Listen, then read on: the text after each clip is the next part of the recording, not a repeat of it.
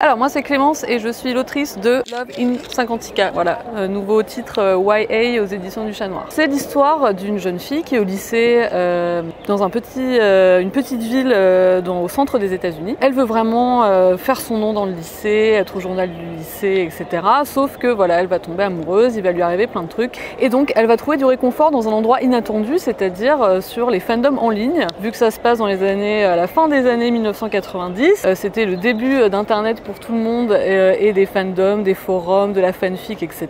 Et donc elle va se prendre de passion pour une série de fantasy un peu comme Harry Potter et elle va commencer à écrire et à lire et à écrire de la fanfic. Déjà parce que j'ai vécu aux États-Unis pendant assez longtemps, à cause du travail de mon père. J'ai passé une partie de mon enfance et de mon adolescence là-bas. Donc pas à New York, pas en Californie, vraiment au centre des États-Unis, dans le Missouri, dans pareil une petite ville universitaire qui ressemble beaucoup à la ville qu'il y a dans le livre. Et donc voilà, j'ai beaucoup de sensations et d'impressions qui me restent et je voulais vraiment les transcrire dans un livre. Ensuite, deuxième chose, c'est que moi j'ai commencé par écrire de la fanfic en fait. C'est comme ça que j'ai appris à écrire, c'est que j'étais hyper fan d'Harry Potter et donc à l'époque il fallait qu'on attende entre les tomes. Les jeunes d'aujourd'hui qui lisent Harry Potter, les 7 tomes d'affilée ne savent pas ce que c'est, mais enfin nous c'était vraiment hyper dur. Et donc on se retrouvait sur des forums, on commençait à parler, à avoir des théories sur ce qui va se passer après, etc.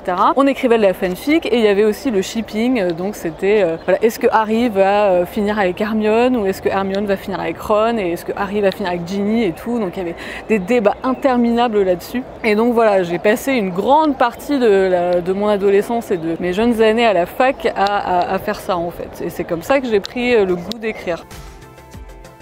Oh là là, c'est tellement dur comme question parce que j'en ai tellement des chips. Alors vraiment celui qui m'a pris le plus d'années et que j'ai le plus défendu, c'est Harry et Ginny. Voilà, moi j'étais sûre qu'ils allaient finir ensemble et j'ai été récompensée de ma patience parce que oui, ils ont fini ensemble, spoiler pour ceux qui n'ont pas lu Harry Potter. J'aime beaucoup aussi et j'ai passé beaucoup de temps sur Sherlock et Molly de la série Sherlock. Voilà, je suis une grosse fan de Sherlock et Molly, je trouve que leur dynamique elle est trop bien. Et donc voilà, ça c'est peut-être le deuxième chip que je garde près de mon cœur. En fait ça allait hyper vite, c'est le roman que j'ai j'ai passé le moins de temps à écrire, c'est sorti en 2 mois, donc j'ai vraiment écrit tout d'un coup. Je me suis éclatée en fait, ça faisait tellement longtemps que j'avais envie d'écrire une histoire comme ça que voilà, je me suis vraiment amusée à l'écrire, ça m'a vraiment rappelé des super souvenirs, donc c'était que du plaisir. Pour mes lecteurs et pour mes lectrices, voilà, n'ayez jamais honte de ce que vous faites, n'ayez jamais honte d'être geek. Voilà, ne laissez personne vous dire que c'est nul, que c'est naze, que là, tu perds ton temps. Non, d'accord, n'y croyez pas et poursuivez vos passions quelles qu'elles soient.